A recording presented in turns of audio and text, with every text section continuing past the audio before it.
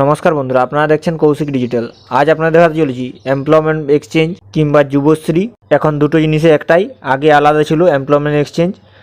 তাই যে এর যে এনএক্সআরই 3 সাবমিট করতে বলেছে, তা আপনারা কিভাবে সাবমিট করবেন। বন্ধুরা, প্রথমে যে কোনো একটি ওয়েব ব্রাউজার ওপেন করে নেবেন, গুগলে লিখে নেবেন এমপ্লয়মেন্ট ব্যাংক, লিখে সার্চ করবেন। সার্চ করার পরে দেখুন আপনার সামনে প্রথমে যে ওয়েবসাইটটি এসেছে www.employmentbank.wb.gov.in, এই ওয়েবসাইটটিতে ক্লিক করে নেবেন। ক্লিক করার পর আপনার সামনে এইরকম একটি পেজ চলে আসবে। আসার পর নিচের দিকে নেমে যাবেন, সাবমিট এনএক্সআরই 3, এই দেখুন নিউ লেখা দিচ্ছে, এটির উপরে আপনারা ক্লিক করে এনএক্সআরই 3 সাবমিট করতে হবে। তার আগে নিচে নোটিশটি দেখে নেবেন।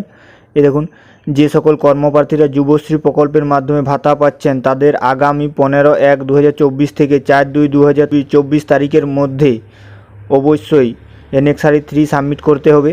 এরপর সাবমিট এনএক্সআরই 3 এই অপশানটিতে ক্লিক করে নেবেন। ক্লিক করার পর আপনার সামনে দেখুন এইরকম পেজ চলে আসবে। ইউজার আইডি, যে আপনার ইউজার আইডি ইবি 2012 কিংবা ইবি 2013, যার যত সালে দিয়ে করেছিলেন সেটি টাইপ করে নেবেন ইউজার আইডি। আর পাসওয়ার্ড যদি আপনার থাকে সেই পাসওয়ার্ডটি টাইপ করে নেবেন। আর পাসওয়ার্ড যদি না থাকে তাহলে যে ইউজার আইডি সেটি টাইপ করবেন, আর পাসওয়ার্ড 4 বার ভুল দেবেন। 4 বার ভুল দেওয়ার পরে দেখবেন ইউজার জায়গায় অ্যাকাউন্ট নাম্বার আর ক্যাপচার দিয়ে লগ ইন করতে পারবেন। আর যদি পাসওয়ার্ড থাকে সেই পাসওয়ার্ডটি টাইপ করে নেবেন। এরপর সিকিউরিটি কোড, ক্যাপচার যেটি রয়েছে সেটি ভালোভাবে টাইপ করে নেবেন। এরপর সাবমিট এই অপশানটিতে ক্লিক করে নেবেন। ক্লিক করার পর আপনাদের যে প্রোফাইল সেটি লগ ইন হয়ে যাবে। এই যে দেখুন আপনার নাম, নর্মাল আইডি সব দেখা যাচ্ছে। এরপর দেখুন স্কিল ডেভেলপমেন্ট, ট্রেনিং আর সেলফ এমপ্লয়েড, যার যেটি হবে সে সেটি চয়েস করে নেবেন। এরপর সাবমিট চয়েস এই অপশানটিতে ক্লিক করবেন। ক্লিক করার পর একটু ওয়েট করবেন। আপনার সামনে এইরকম পেজ চলে আসবে। প্রথমে যে ডিক্লারেশন বক্সটি রয়েছে সেটিতে টিক চিহ্ন দিয়ে দেবেন।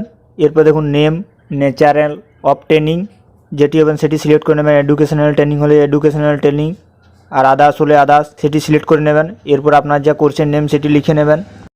আর আপনার যদি আগের কোর্সে সেম রাখতে চান তাহলে কোনো লেখার প্রয়োজন হবে না, সেটি সিলেক্ট রাখবেন, কোনো চেঞ্জ করার প্রয়োজন নেই। এরপর name and address of training institute সেটি লিখে নেবেন, ফুল অ্যাড্রেস আর নাম। এরপর দেখুন স্টার্ট ডেট, আপনারা এটা আগের যে এনএক্সআরই 3 সাবমিট করেছিলেন সেটিতে যত তারিখ লাস্ট আছে কারেন্ট যে ছিল তার পরের ডেট।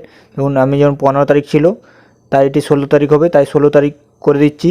এবার কোর্স কন্টিনিউ আজ পর্যন্ত, ইন ডেট। এরপর রিমার্কস, কোর্স কন্টিনিউ কিংবা রানিং লিখে নেবেন। এবার আপনারা একটু সতর্ক থাকবেন, কারণ ভেরিফিকেশান হওয়ার সম্ভাবনা রয়েছে। তাই আপনারা যে কোর্সের নাম দেবেন তার সার্টিফিকেট যেমন পাওয়া যায় সেরকম কোর্সের নাম আর সেরকম প্রতিষ্ঠানের নাম দেবেন। এরপর আধার নাম্বার সেটিও ভালোভাবে মিলিয়ে নেবেন। এরপর নিচে যে ডিক্লারেশন দুটি বক্স রয়েছে সেই দুটি বক্সে টিক চিহ্ন দিয়ে দেবেন। এরপর সাবমিট এনএক্সআরই 3 এই অপশানটিতে ক্লিক করে নেবেন। সাবমিট হয়ে গেছে। এরপর প্রিন্ট অ্যাকনলেজমেন্ট এই অপশানে ক্লিক করে সেটি প্রিন্ট আউট করে নেবেন। বন্ধুরা, ভিডিওটি যদি ভালো লেগে থাকে অবশ্যই চ্যানেলটিকে সাবস্ক্রাইব, লাইক ও শেয়ার করবেন।